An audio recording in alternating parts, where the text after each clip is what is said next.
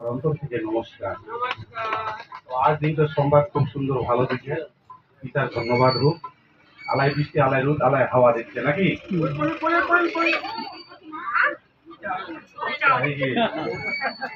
তো পিতা যে মোর মুখ হাত দিয়ে কি বচন দেওয়া আছে, তো পিতা জানে বচন বুঝে যায় ধ্যান দিবে তাই জ্ঞান পাবে।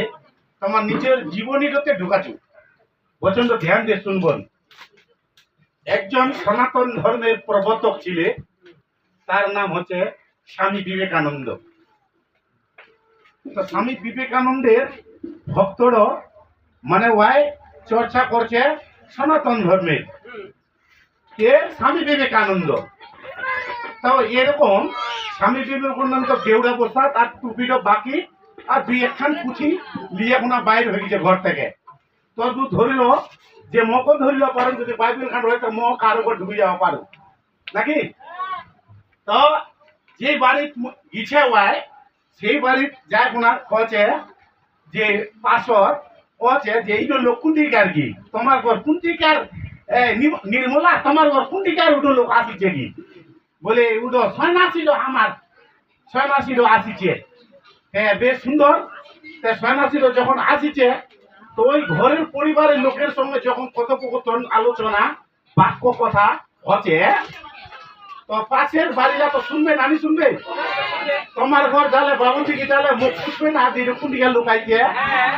নানি পুছবে যে ফ্যানি নির্মলা তোমার উড়ো কোন দিকে লুকাইছে কি অবশ্যই পুছবে। পুছবে তো কবকে তুই ভেবরি দাদারও আনা ভেবরি দাদারও আসিছে। আর আর তোমার বাবুর দিকে এমন আরো বড় বড় পয়সাওয়ালা ছিলে। ওয়ার ঘর যখন রয়েছে তো বড় বাড়ির লোক তো কহছে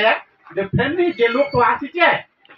তোমার তো খাওয়া দাওয়া করছে একদিন আমার আবার আনিস তো বের ভাবিয়ে যদি চান্স মিলে তো কহছে যে ঠিক আছে যাবো কোনোদিন বেরবা। এরকম করে ওয়ার ঘর গিছে। আর ইয়ার ঘর যে ছিলে যার ঘর ছিলে তো ওয়ার ঘর যে সময় বচন বা কলা ভজনলা পিতা পরমেশ্বর বা সনাতনী করছে চলেছে গল্পলা গল্পলা করতে করতে করতে করতে করতে ওয়ার আলোচনা যে কথালা শুনিয়ে মলাইন হয়ে যাচ্ছে গোটে লোকলা। অর্থাৎ তোমরা প্রভু যিশুর ভক্তর যে দিদিলাচন তোমার গল্পটা শুনলেই ওয়াই অন্ধকারের সম্কাণ্ড মনটা ভুলে যাবে হয় না কথাটা। আমার পিতা কি শিখাইছে নম্রতা ভদ্র জেন্টেলম্যান মানে ভদ্র শিখবা কইছে না তর্ক তুমি কয় তোমরাই কইছন কি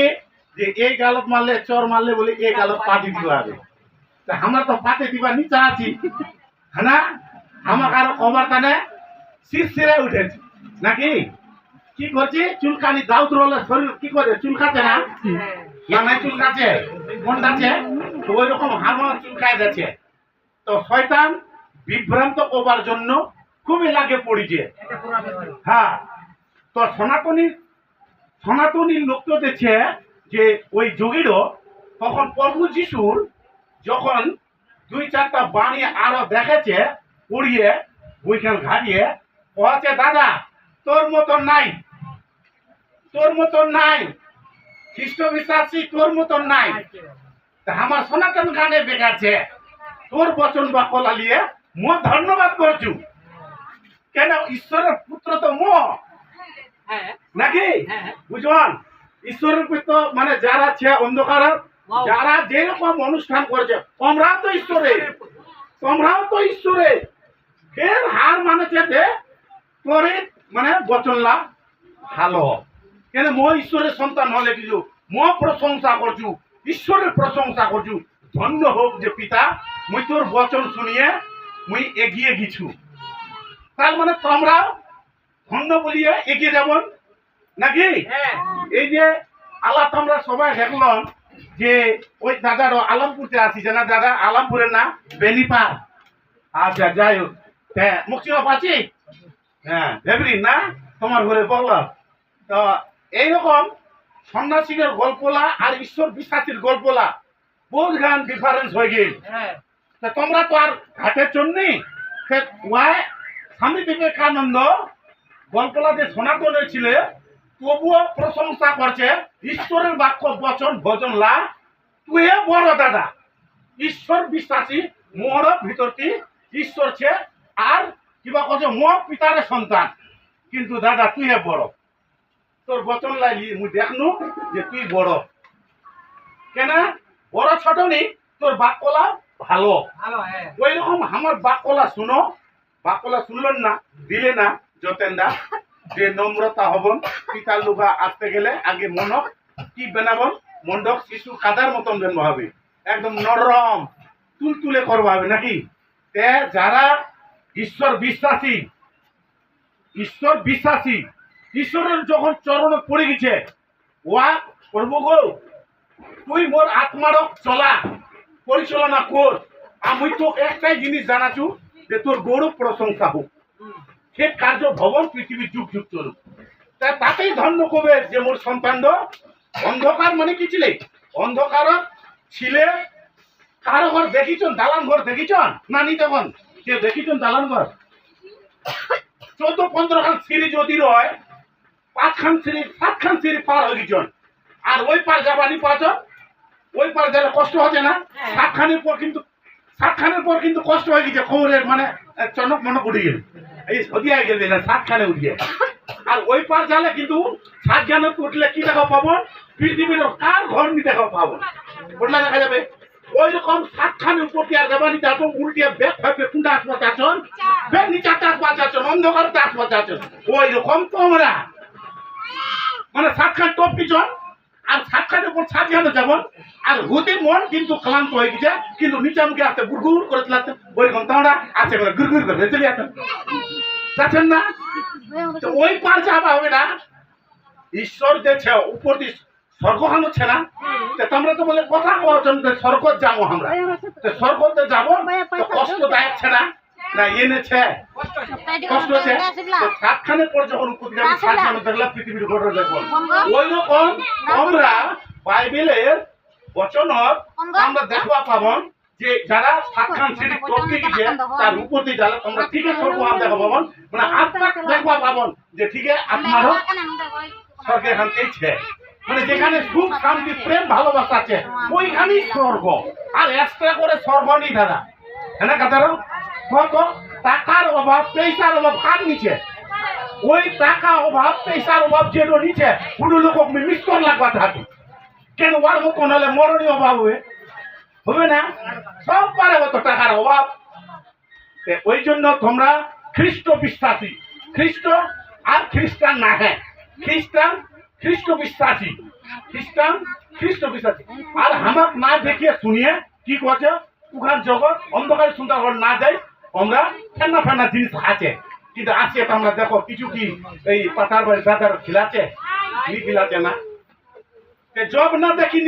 বিশ্বাস না করি গুরু বুঝলি গুরু আমার অন্ধকার ছিল আমরা পিতা পরমেশ্বর আগুয়া দাদার কথায় আমরা চলিয়ে অন্ধকার থেকে দূর যাচ্ছি অন্ধকার থেকে কাটলেই তো তোমার রোগ ব্যাধি কাটবে রোগ ব্যাধি কোন যাচ্ছে অন্ধকার এখন তো রলে অন্ধকার তো রলে মোচে টাচে কামড়াবে নানি এবার চুটকা ছুড়িয়ে না বছর কামড়াল নিনে নি হচ্ছে জানিলে শোন না তো অন্ধকার কষ্ট হয়েছে না আর জ্যোৎস্নাখান যখন আসবো তখন আলো রলে কি হঠাৎ জীবাণু রবে পোকামাকড় কোনো শয়তান রবে না ভাগি আছে তো ওই রকম যত পর্যন্ত তোমরা অন্ধকার থেকে আলোতে আসিছন আলোতে আসলে তোমরা জ্যোৎস্নাচ্ছন জ্যোৎস্না করলে তোমার রোগ বিষ আর অসুখ বিসুখ রোগ ব্যাধি নিরোগী তো পিতা কে পিতা পুত্র পবিত্র আত্মা 3 জন ছিল তার পিতা পুত্র পবিত্র আত্মা আত্মার প্রার্থনা আলাদা ঈশ্বরের প্রার্থনা আলাদা প্রভু যিশুর প্রার্থনা আলাদা কেন প্রভু যিশু তোমার জন্য না কুরুষত উঠিছে হ্যাঁ প্রভু যিশু না উঠিছে তো ওই জন্য ফের স্বামী বিবেকানন্দ কইছে যে স্বামী বিবেকানন্দ কইছে কি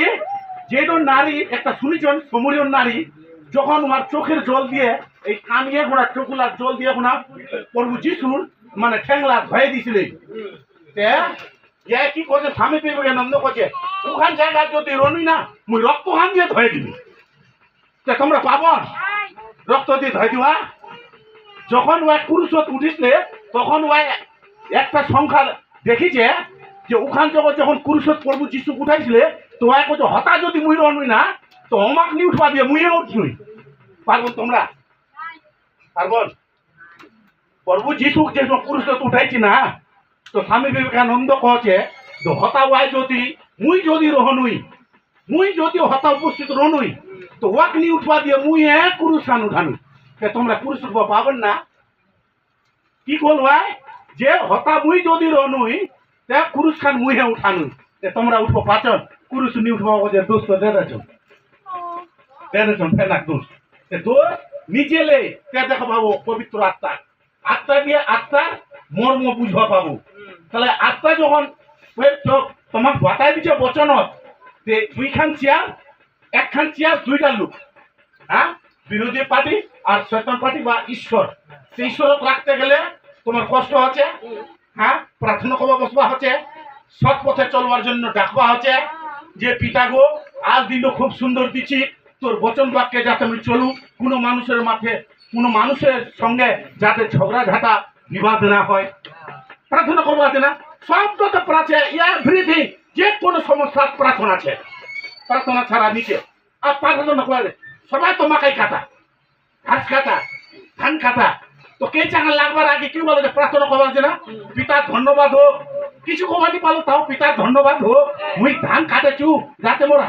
হাতরা মানে সামান হান মোর যাতে কিনি যায় কাটা মোর কে চাঙা যাতে না লাগে তো পিতা রুখবে না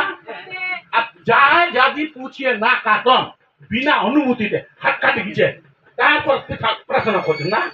আগে নিয়ে করবা লাগলোই তার মানে আগে নি করে পরে করিছ তো পিতার ধন্যবাদ হোক প্রভু যিশুর ধন্যবাদ হোক পিতা মোর মুখ হাত দিয়ে এই বচন দিলে ধ্যান দিয়ে শুনবন আর রাখো আর গর্বন তো পিতা পুনঃ ধন্যবাদ প্রভু যিশু গুরু ধন্যবাদ আর সকল তাদের আমার অন্তর থেকে নমস্কার তো বোধ করুণা তো এই বিধানদার জন্য আর তার পরিবারের জন্য জোরে হাতালি তো পরমেশ্বর পিতার নামে জোরে হাতালি মিষ্টিগুলোর জন্য জোরে হাতালি আর সব ভাই বোনের জন্য জোরে হাতে তালি তো যাই হোক আমরা কি শুনছি